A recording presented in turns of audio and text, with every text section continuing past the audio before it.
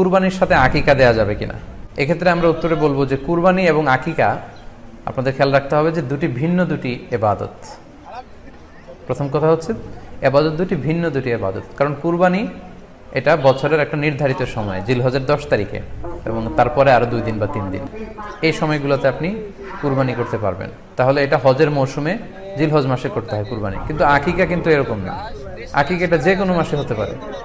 আকিকাটা হচ্ছে নবজাতক সন্তানের ভূমিষ্ঠ হওয়ার পরে শুকরিয়া স্বরূপ আল্লাহর কাছে যে কুরবানিটা করতে হয় সেটাকে আমরা বলি আকিকা। হাদিসে এসেছে আকিকা।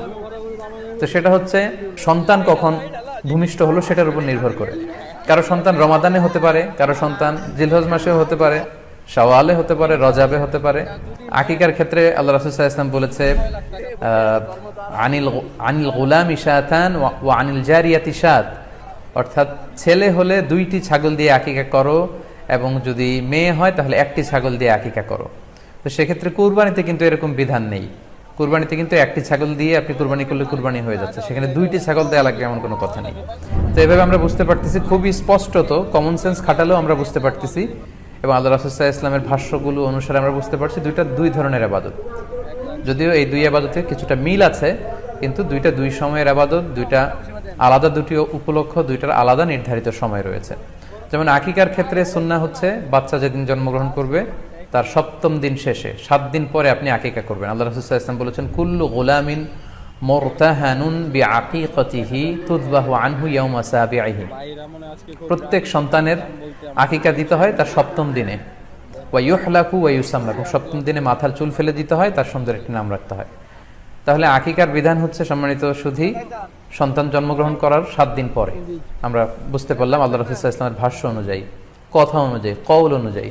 এবার যদি আমরা আল্লাহ রাসূল সাল্লাল্লাহু আলাইহি ওয়াসাল্লামের আমল দেখি, ওনার ব্যক্তিগত আমল কি ছিল, সেক্ষেত্রে সহিহ ইবনে হিব্বানের একটি হাদিস উল্লেখ করব, যেটিকে ইবনে হাজার আল আসকালানি উনি ওনার ফাথুল বারিতে সহিহ হিসেবে উল্লেখ করেছেন।